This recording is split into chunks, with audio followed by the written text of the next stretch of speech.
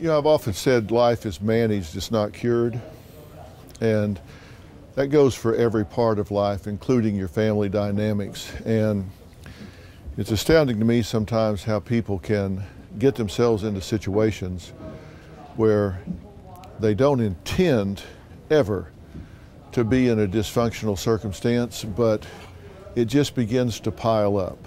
And one bad choice leads to a bad result, and that bad result leads to another bad choice.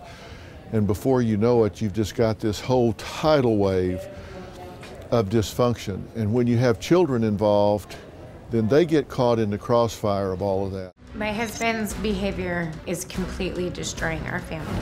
When Seth snaps, he gets really angry and he can puff up like a big bully and his eyes get really black. One time, he was full of rage and he came charging at me down the hallway. And he was spitting, he was angry, and he was up in my face and he goes, "Kill you, kill you." On a bad day, as a father, he's dark. He can be very evil. One time, he came home from work and he has his face, and my daughter came up and she grabbed him by this face and she said, "Daddy, how come your face is always like..."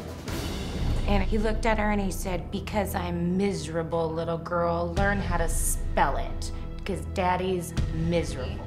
If things don't change, I want to file for divorce and have full custody of our kids. I've gotten to the point now in the last year that I fear that when he's angry, that he could kill me. Absolutely, I feel like I could rage. I can get to a 0 to 100 pretty quick, but this isn't just a one-sided person yelling at the other. This is both of us getting at each other.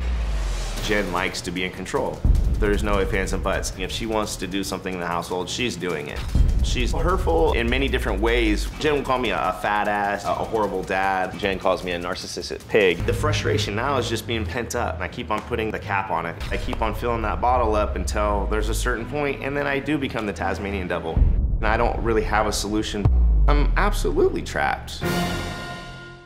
You have to make a decision about whether you want to continue to complain but take no action, or whether you want to change this situation.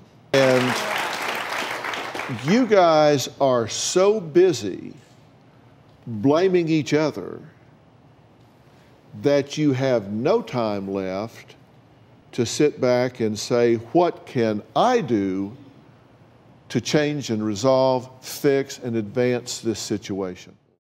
The first house you've got to clean is your own.